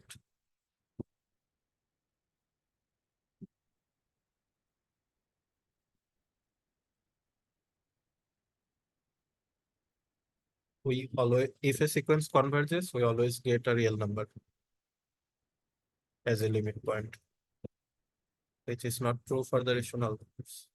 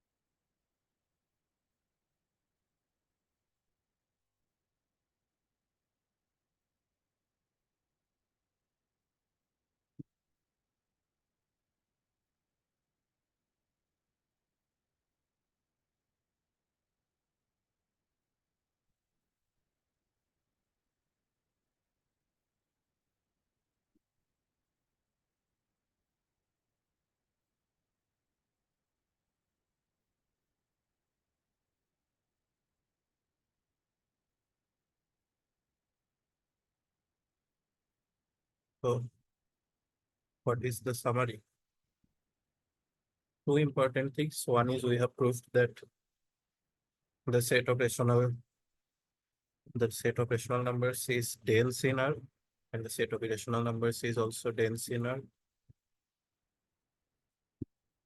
And all these things, axiom of completeness, nested interval property, monotone convergence theorem, Bolzano-Weierstrass theorem, and the Cauchy criterion, all are related to each other. We can say that they are essentially equivalent completeness principles.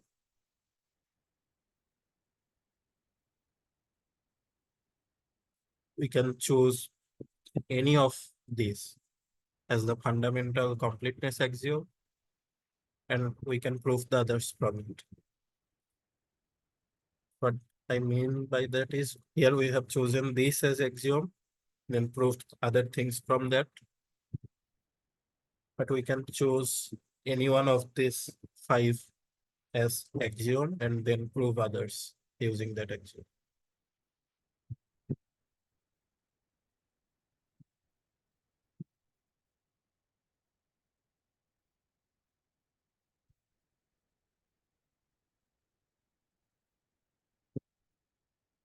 So these are telling us one thing, that is the set of real numbers is complete.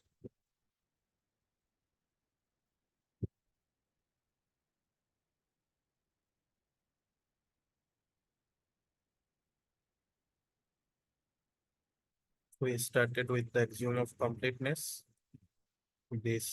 Using this, we proved the nested interval property that is used to prove the BW theorem, and BW theorem is used to prove the Cauchy criterion. AOC also implies, because AOC tells us that a bounded above or bounded below sequences has supremum or infimum. That is necessary for the MCT.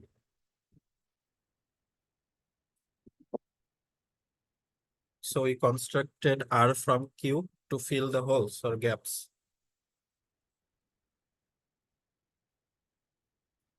We started with the example of a square root of 2. We have constructed a sequence which wants to reach a square root of 2. In the sequence was in the set of rational numbers, but a square root of 2 doesn't belong there. So we cannot say that that sequence converges in Q.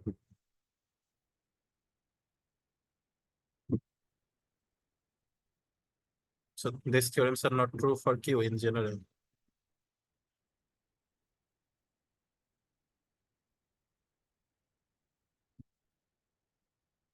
Yeah, any question? I think I have given summary. You can also ask questions in the Slack channel or give me personal text. You can inbox me anytime. I'm here to help. This can be a lot. We have covered a lot of concepts. If this is the first time you are learning these things, then it is very natural to feel overwhelmed. Just take time to sleep on it. And if you find any confusion, just ask in the Slack channel or inbox me.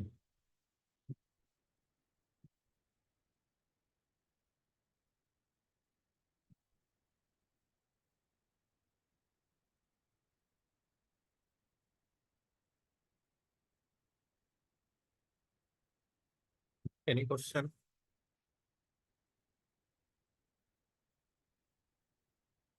Someone asked me in the Zoom, someone asked me in the private text that why we need axiom of completeness. I think I have answered that. Are you convinced?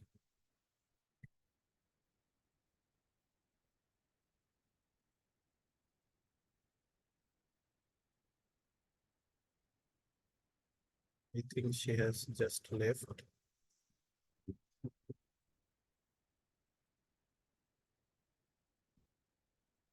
Using the axiom of completeness. Just because the axiom of completeness is true, we have been able to build these things, these results. So yeah, axiom of completeness is necessary.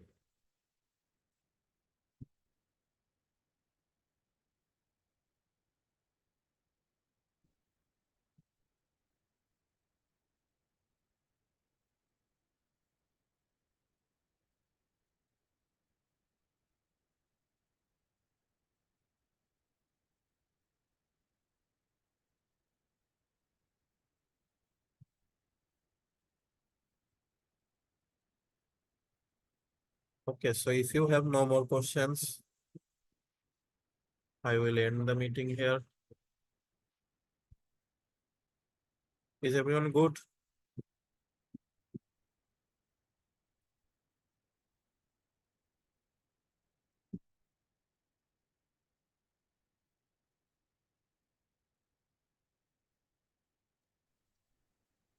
Yes, everything is okay. Can you just give me a thumbs up so that I understand? Okay with the content?